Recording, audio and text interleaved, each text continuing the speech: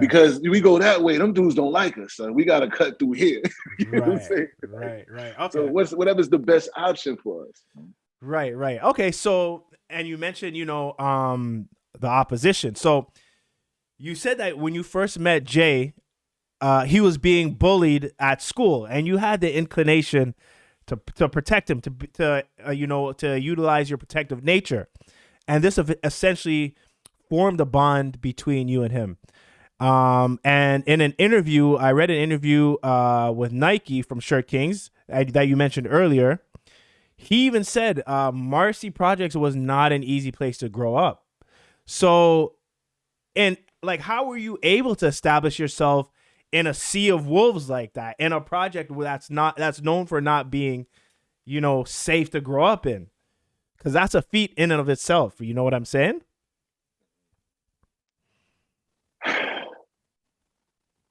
Yo, it's about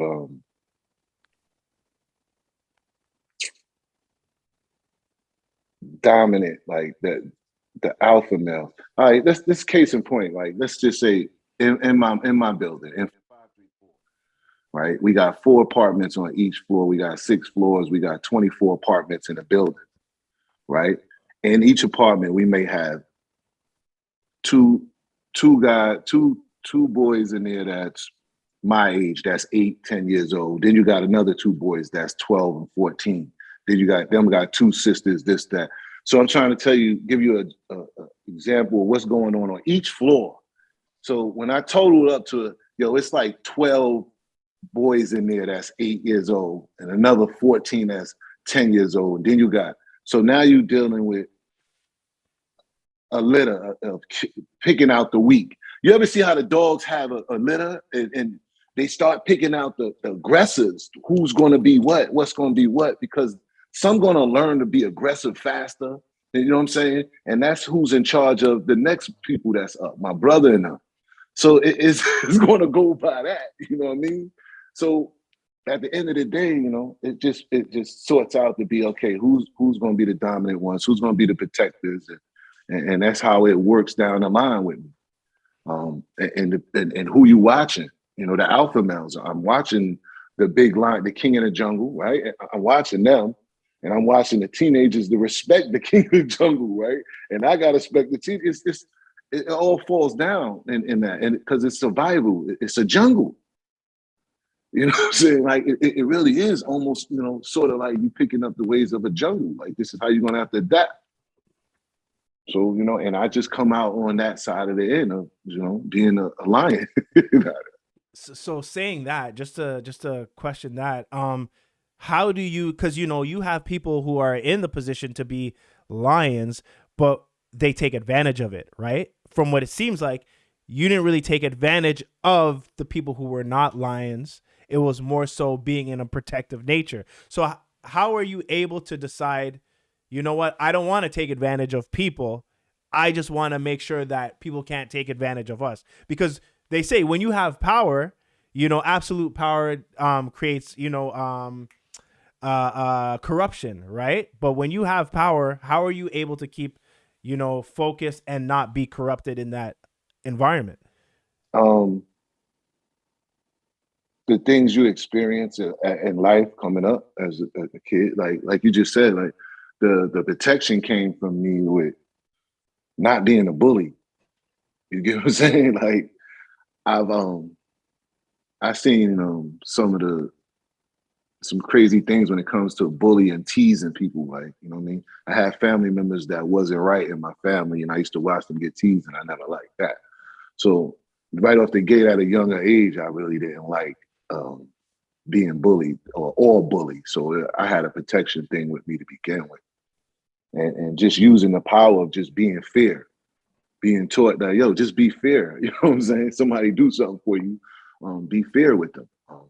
Don't abuse it. Like, yo, you ain't got no money here. I share. You know what I mean? That's where I come from. You get what I'm saying?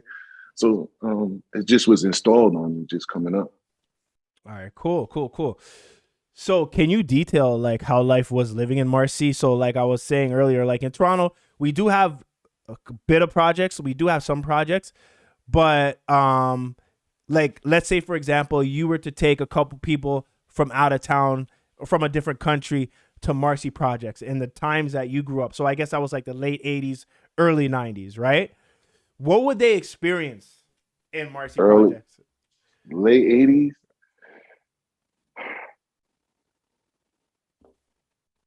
So let's say, for example, if you were like, is there a gate to get into the to Marcy Projects or? Nah, no, it's an entrance where you come in. It's several different entrances and stuff. Okay.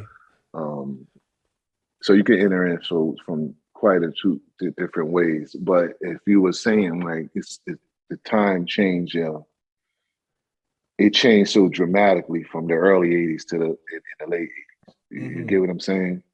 Um, the early '80s was about really all I could having fun and enjoying ourselves as teenagers, like really, you're talking about 12, 13, 14 years old, um, enjoying ourselves. So not,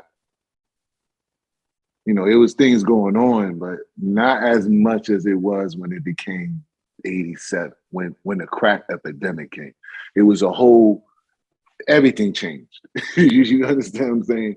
We got to see things that kids shouldn't have seen then, I think more like I didn't see, so many crack addicts and dope fiends and that much in the early 80s than I did towards, they wasn't out in the open like that. I was just trying to explain to somebody I don't really never really recall seeing any cocaine in the early 80s because it was a rich high. It was rich, it was for rich people. You get what I'm saying? It didn't impact, it didn't hit us until they made it into crack and made it cheaper and potent. You get what I'm saying? So everything changed. So if you went in there in the late '80s, man, it was like any typical crack infested city. You know what I'm saying? That you would see New Jack City or you would see Minister Society, the same thing that would be going on. I don't think I could ever walk you through there and it was nice and plain, but the early '80s where our parents was a little bit more strict and guided us, and it was a lot more principles and morals. People wasn't getting killed in the street like that. So yeah, that would be the difference. If you went on a tour in the early '80s and in the late '80s, those was going to be the difference. Got you. Okay. Okay. So now, at the beginning of the documentary Marcy Made, we have a context that is provided to the audience, through sources of text, sequences of text. And there was one bit of text that struck me.